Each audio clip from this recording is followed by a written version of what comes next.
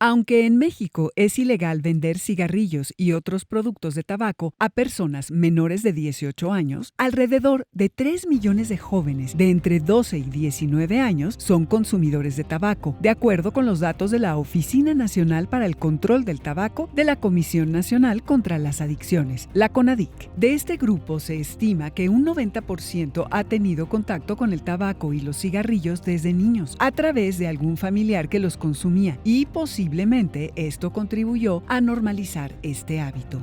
Ustedes que nos están viendo, ¿han fumado alguna vez? ¿Tienen alguna experiencia positiva o negativa relacionada con el consumo del tabaco? Probablemente sepan de algunos de sus efectos nocivos o placenteros, pero ¿qué tanto conocemos su historia? ¿Cómo se ha utilizado a lo largo del tiempo en distintas culturas? Aproximarnos al pasado del consumo del tabaco ayuda a que al inhalarlo tengamos presente el sentido de ser y existir de esta planta. Pues bien, de eso trata el programa de hoy. En las grandes planicies de lo que hoy son los estados de Dakota, Minnesota, Montana y Nebraska, en el norte de Estados Unidos, se encuentra el pueblo Sioux, una de las naciones originarias de América. Este pueblo constantemente lucha por sus derechos, pues históricamente ha sido perseguido y despojado de sus territorios, y se ha declarado una nación separada de los Estados Unidos, puesto que este país no ha cumplido plenamente los acuerdos firmados con sus ancestros. En el siglo XVII, antes de la llegada de los colonos ingleses, los Sioux eran seminómadas. Recolectaban una especie de arroz salvaje, pescaban en canoas y cazaban animales, particularmente el bisonte. El bisonte o búfalo americano es el mamífero más grande de América del Norte. Los bisontes machos, llamados toros, pueden pesar más de 1,000 kilos y medir 2 metros de altura por casi 4 metros de largo. Se estima que había más de 30 millones de bisontes en tiempos de la fundación de Estados Unidos, pero para 2013 el número se había reducido a apenas 1,000 ejemplares. Para los Sioux no existe una oposición entre humanidad y naturaleza, o entre naturaleza y cultura. Para los Sioux, los seres humanos y los seres naturales forman un todo indivisible. De allí que el bisonte sea su tótem, su antepasado, o sea una parte de su comunidad, y que su vida seminómada se deba en parte a que van siguiendo los movimientos migratorios de este animal. Para poder cazar a esta enorme criatura, los Sioux se cubrían y camuflaban con pieles de zorros y otros animales. Les lanzaban flechas desde lejos y en ocasiones trataban de apresarlo para conducirlo vivo a la tribu, donde lo conservarían con grandes honores hasta el día de la fiesta de su sacrificio. En las ceremonias de sacrificio, al bisonte se agradecía sus bondades. Incluso íntimamente ligada a sus usos materiales, los Sioux vieron en este gran mamífero una representación espiritual de la naturaleza. De allí que en algún momento vieran la necesidad de explicar su culto y elaboraran el relato o mito de la mujer bisonte o búfalo blanco. Según la Asociación Nacional del Bisonte, solo 1 de cada 10 millones de búfalos nacidos son blancos, tal vez lampiños, y los Sioux le dieron un significado excepcional. Las leyendas dicen que la mujer bisonte blanco tomó una pipa, la llenó con tabaco y dio vueltas alrededor de una especie de cabaña o choza 4 veces para mostrarle a los Sioux el círculo sin fin, es decir, el camino sagrado de la vida.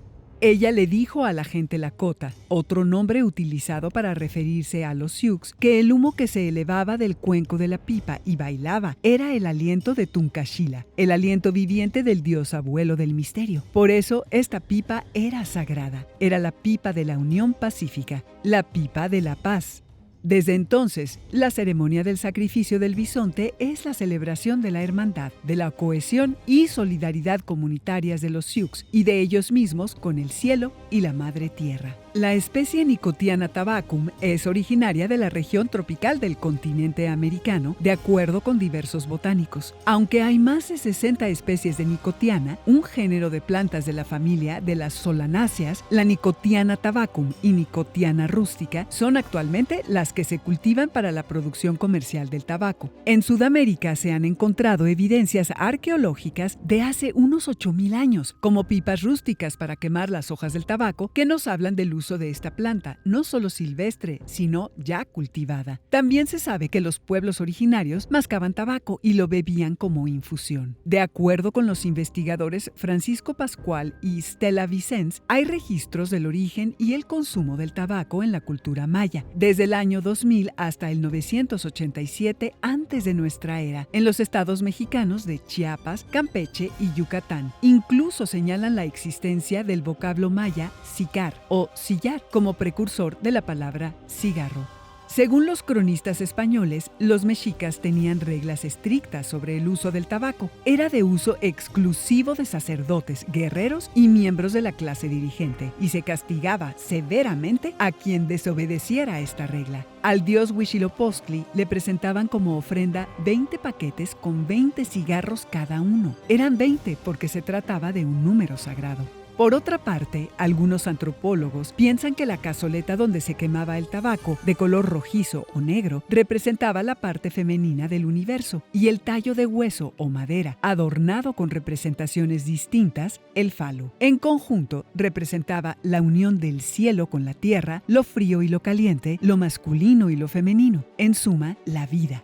Al fumar, el humo se eleva y diversas culturas interpretaron este fenómeno como un contacto mágico con lo desconocido, otra forma de unión entre lo terrenal y lo divino. A ello atribuyeron el efecto tranquilizador del tabaco. Como se puede observar en varias representaciones, la pipa fue un objeto de culto de la máxima consideración y cuidado. Por eso las pipas rituales, hasta el día de hoy, son objetos elaborados con gran cuidado y devoción, usando los materiales mejor seleccionados. Es precisamente este uso ritual lo que hace que las pipas no puedan considerarse como recipientes de una droga, pues se fumaba solo en ceremonias y momentos especiales que requerían de extensos preparativos. ¿Qué uso se le daba al tabaco en el continente americano antes de la llegada de los colonizadores y conquistadores? Definitivamente era un uso en ceremonias rituales. Se inhalaba el tabaco o se fumaba más bien el tabaco, y en este proceso de inhalación, de exhalación y de pensarse como una unidad, como muchas culturas ancestrales, de pensarse como un todo en relación con la naturaleza. ¿Qué impacto tuvo para los europeos el descubrimiento del tabaco? Lo toman más como un placer, como un lujo, después se convierte en una necesidad y llegamos a un uso industrial, a un uso comercial a gran escala.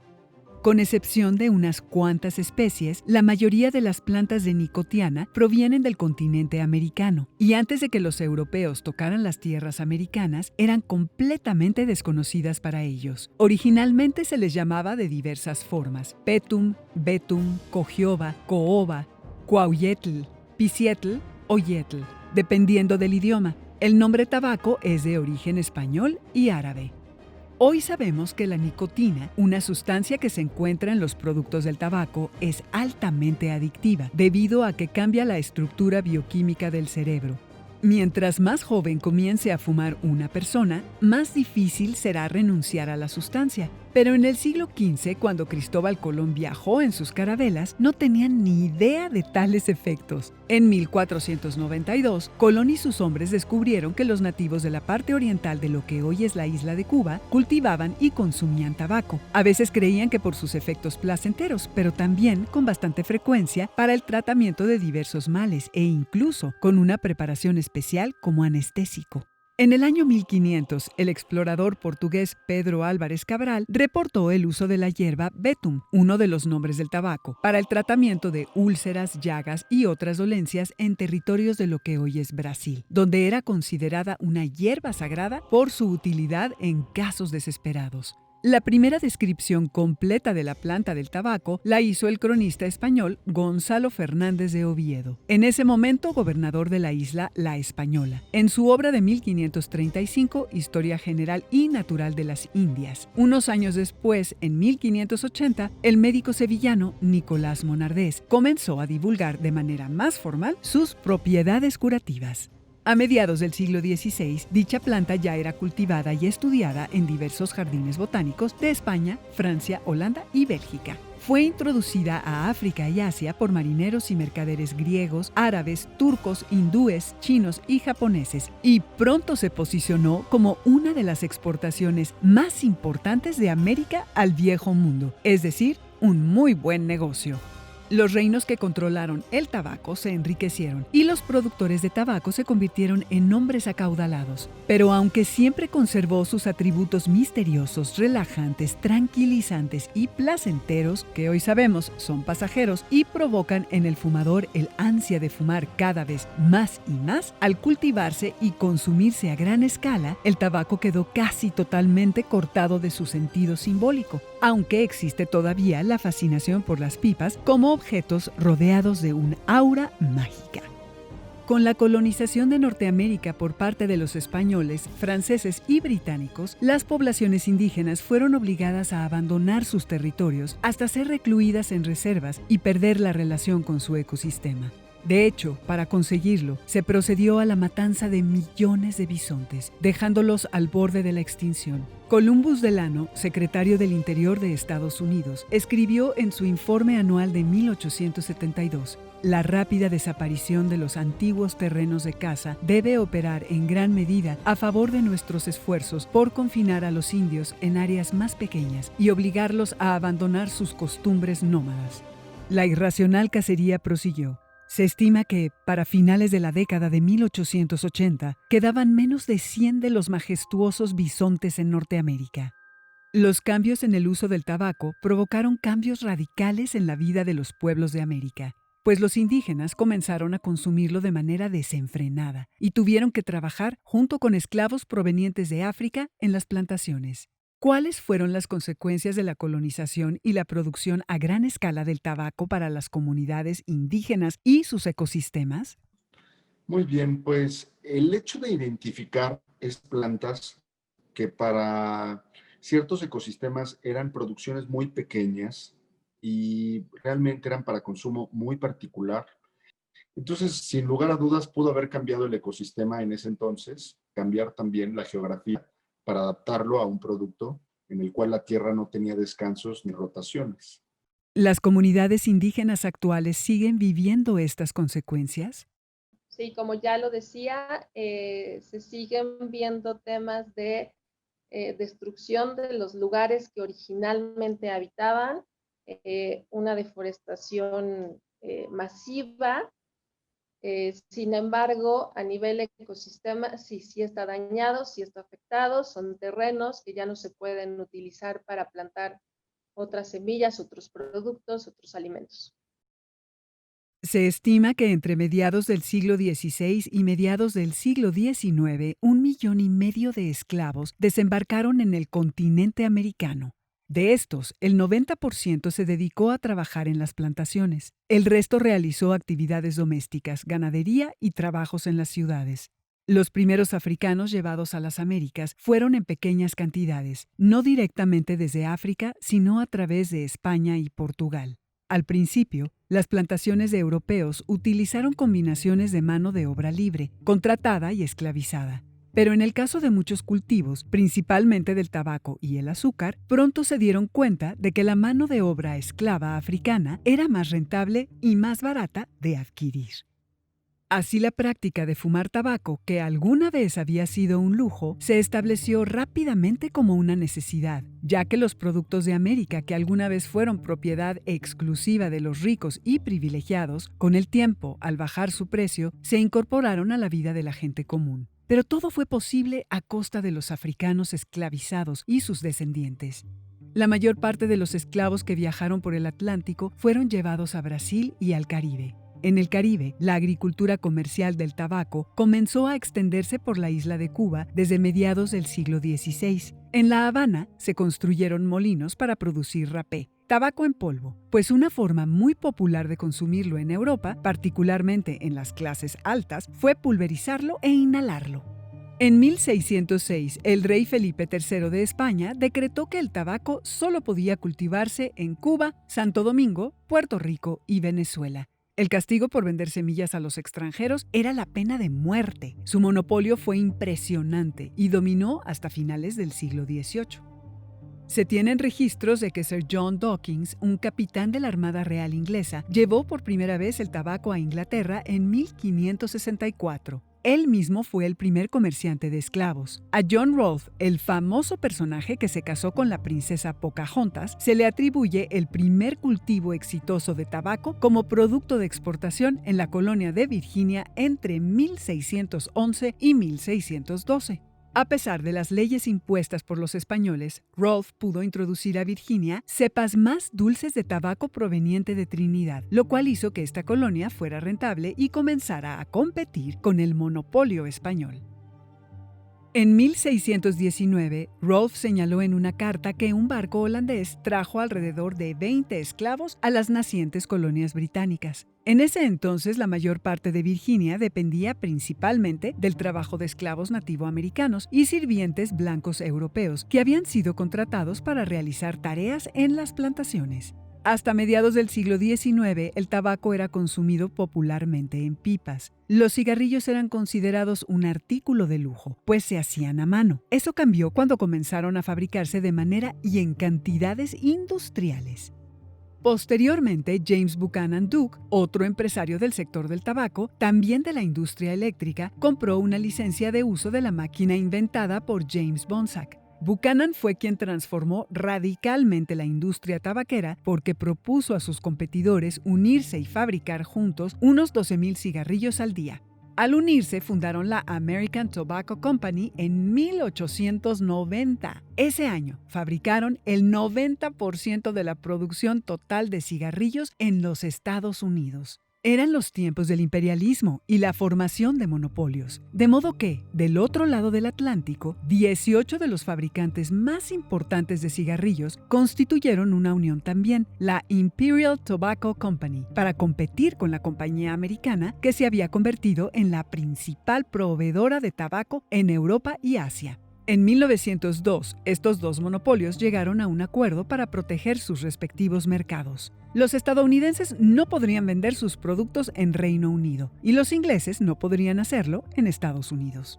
En 1911, al entrar en vigor la ley antimonopolios, el Tribunal Supremo de los Estados Unidos declaró que la American Tobacco Company se tendría que dividir. Nacieron 4 empresas, pero de todas formas acapararon el mercado un buen tiempo. ¿Qué significado se le atribuyeron al tabaco en Europa? Al llegar a Europa, el tabaco tuvo una connotación de tipo social, en la cual no era nada más una cosa de rituales, sino que se volvió un, un uso cotidiano. Se usaba después de las comidas, en las reuniones sociales. ¿Cómo se descubrió que fumar tabaco es nocivo para la salud? Al inicio del uso del cigarro era incluso promovido por la comunidad médica. Los pacientes referían olvidarse de sus problemas, sobre todo estudios en la Gran Bretaña, en donde en ratones que estaban muy expuestos al humo del tabaco, inequívocamente veían cáncer de pulmón. Y más tarde no solo fue el cáncer, sino otro tipo de enfermedades como cardiovascular. Desde tiempos precolombinos, el tabaco se había rodeado de un aura de misterio y algunas le concedían un carácter divino o de sanación. En Europa y posteriormente en Estados Unidos, se le asoció con significados completamente diferentes. Desde su exportación a otros continentes, el tabaco fue centro de ataques. Algunos de sus primeros opositores acusaron a esta planta de ser un cultivo usurpador de buenas tierras agrícolas que podrían utilizarse para alimentos. Otros, con argumentos puramente moralistas, acusaron al tabaco de ser una forma de intoxicación moral. También se llegó a afirmar que fumar era dañino. Sin embargo, esta última acusación no tuvo, en aquel entonces, el sustento científico que ahora se tiene. Uno de los fumadores más famosos de la historia es Sherlock Holmes, el detective creado por el escritor Arthur Conan Doyle para sus cuentos a finales del siglo XIX. Conan Doyle compartía la creencia victoriana de que cada uno de los hombres, al menos los de clase media, fumaban de una manera particular.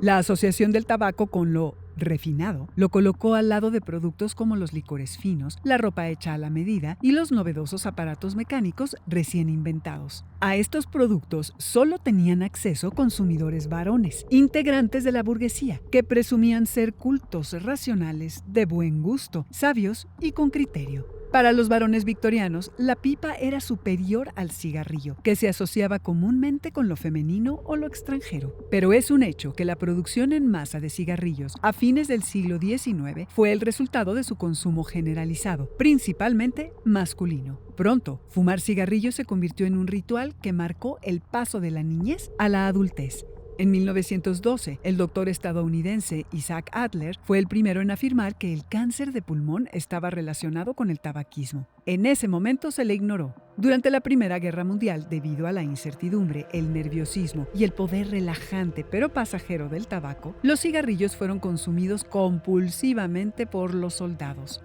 De hecho, era una práctica antigua drogar a los guerreros. Junto con el armamento, o mejor dicho, como parte del armamento, los gobiernos proporcionaron gratuitamente cigarrillos y otras drogas a sus tropas. Cuando terminó la guerra, había crecido una generación adicta al tabaco, lo que dificultó mucho la implementación de campañas en su contra.